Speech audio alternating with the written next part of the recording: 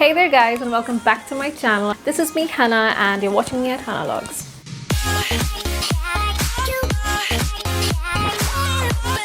So my baby has not pooped for 5 days. My baby has not pooped for 3 days. My baby has not pooped for the past 10 hours, 20 minutes, and 14 seconds. Yeah, well, last one might seem like an exaggeration, but it is absolutely normal for the FTMs, that is the first-time mothers, to be completely, worried about the situation where the babies are not pooping for, a couple of days at a stretch.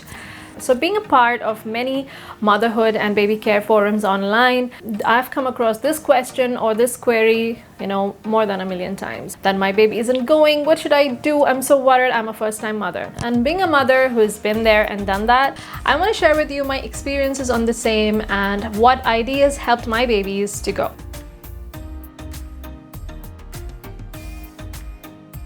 So when your baby is not pooping for 2 or 3 days, there are possibly 3 reasons, okay? One is that they're not having enough milk. The second one is they're probably accumulating it up to give it out in one big blow.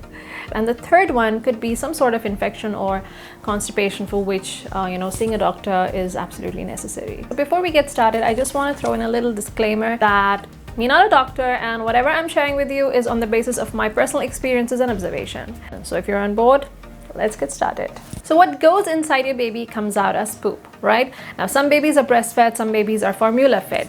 Now the babies who are breastfed, constipation is not very commonly seen amongst them because the milk is the best formula that there is, and it gets absorbed very nicely in the body, and doesn't really lead to any kind of dehydration, hence constipation, right? Constipation is not more commonly seen until they're weaned off to more solid foods, that is from 4 to 6 months. But still it does happen that sometimes they hold in and they don't go for 2 or 3 days, which can lead for a mother to get worried. So between formula fed babies, constipation is more commonly seen. It sets early on because formula milk is an artificial source of food, and the body takes time to adjust due to it being harder to digest, right? Also do follow the quantities exactly mentioned on the label of the formula milk container, because going a little overboard with the quantities also can lead to constipation. Dehydration, it might lead to dehydration, which in turn leads to constipation.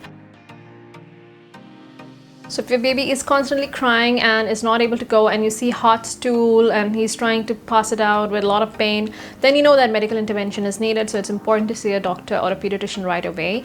But at the same time, your baby has not shown a lot of change in his behavior and is just not going and not pooping, and that is when you know that it is mommy to the rescue time. So I'm going to share with you 4 interesting methods that have helped me. So if you see that your baby is refusing to drink milk or take any more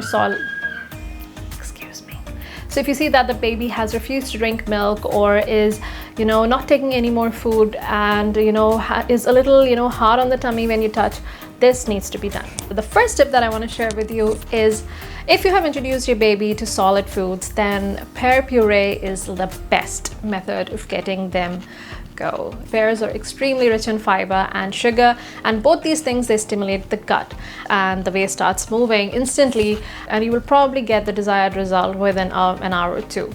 So that is one. Okay, pear puree. Also, you can try apple juice if the baby is younger than that and maybe you've not introduced solids, maybe 5 months. If you want, you can also give a few drops of apple juice and see if the baby is responding to that. Apple juice also does help in stimulating the gut, and that might also do the trick. The next thing I want to mention are warm baths. Warm baths are extremely soothing for the baby. Lay them in a tub filled with a little bit of warm water and soap and let their body muscles relax, and you might even see the baby go inside the water bath as well. But be prepared, that might happen because warm baths are soothing to the body. They relax the muscles and remove the tension in the body, and they just might go. So be prepared about that. The next 2 things on the list are the tummy massage and cycling exercise. These 2 things I'm also going to give you a light demonstration on a dummy, my daughter's doll. So a tummy massage is where you lay the baby on their back, and with these 2 fingers you exert gentle pressure and move around the tummy or the navel in a circular motion in a clockwise direction so that the abdominal muscles are relaxed and the food starts moving in the canal and the thing happens, right? And then the same goes for the cycling exercise.